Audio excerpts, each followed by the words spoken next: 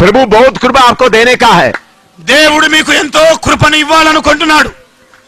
आपका आदत बदलना है. మీ అలవాట్లు మారాలి. दूसरों का गलती सुनने का या बोलने का आदत है. ఇతరుల మీద కొన్నాళ్ళు చెప్పడం వినడం అనే అలవాటు ఉందా? बंद करो, దాన్ని ఆపేయండి. बंद करो. ఆపేయండి. पति के बारे में, पत्नी के बारे में, भाई के बारे में, पास्टर के बारे में, दूसरा संगति का पास्टर के बारे में जो कुछ माल है निकालो बाहर. భార్యను గురించి గాని, భర్తను గురించి గాని, సంఘ కాపరి గురించి గాని, సంఘ విశ్వాసి సహోదరి సహోదరుల గురించి గాని, ఇతర సంఘాల గురించి గాని దాగి ఉన్న చెడ్డ మాటలను బయటికి లాగండి.